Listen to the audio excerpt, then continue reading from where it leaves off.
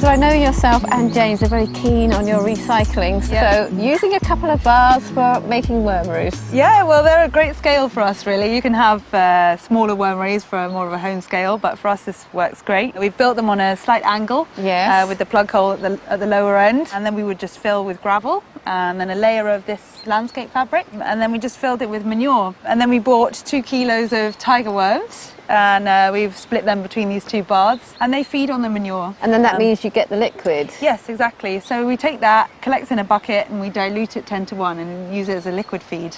What about the compost itself? Let's have a look and see if we can find these tiger worms, because I know as soon as you reveal them with the light, they want to disappear. They kind of run away. They look a bit different to your, the earthworm that you would see more commonly in the soil. Quite narrow, narrower, smaller, a lovely reddy colour. So we've talked about the concentrate. But you can also use the compost. Yeah, so if we take away kind of the fresh layer, and then you can see these kind of a very rich thing made up of worm casts, basically. You could put it in your potting mix for your seedlings, and you could add it as a kind of concentrated mulch to a plant.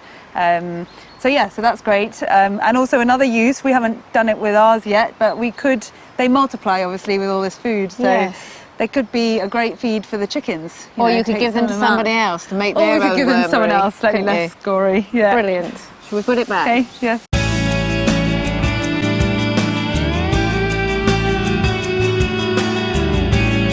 So these are our worm farms, and we just uncovered it, just checking on them before we moved them. They're looking very healthy. There's plenty of worms in them, which is a good thing. So this is the layer of straw that we put on top as a kind of insulation and protection from the elements for the worms. And underneath we've just been adding our food scraps, kitchen waste on top, and the worms take it down and turn it into soil.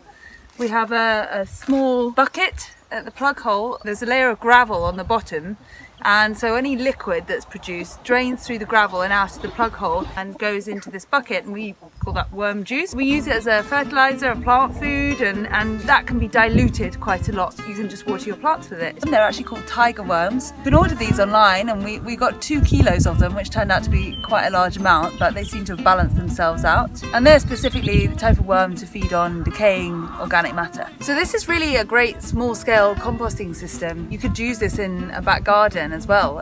We have kind of slightly larger scale ones for our scale of market garden, but it's a really great way to use your kitchen waste to create compost, just as our chickens are a way of creating compost as well. So now it's on to emptying these out and moving the worm farms.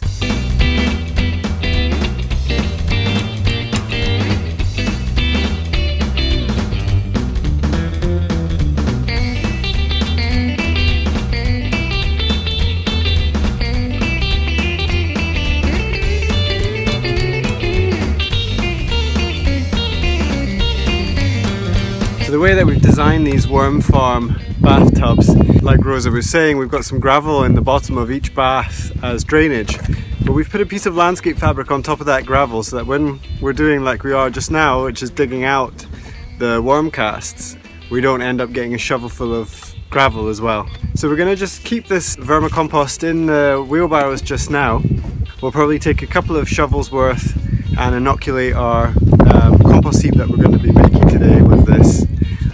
We'll pour some of the worm juice on that compost heap to hydrate it as well. But we'll probably put a lot of this back in the worm farms and add some new fresh manure for the worms to eat and some food scraps just to sort of reboost the worm population again in the baths after we've moved them.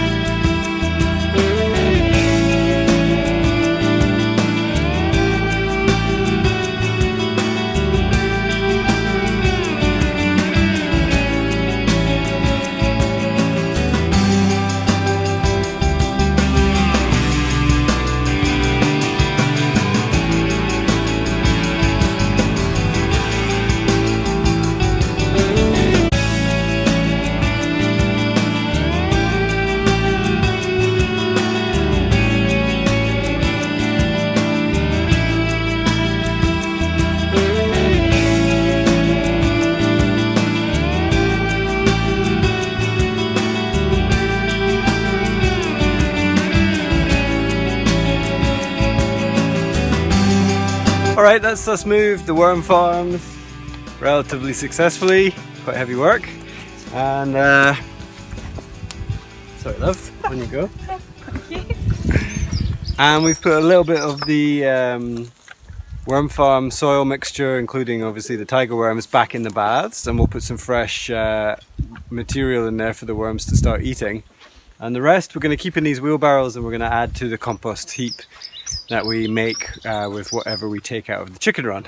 And this will also inoculate that and give it a population of worms, although of course there'll be worms in it already, but we'll add a few more, and that should give it a good kickstart in life.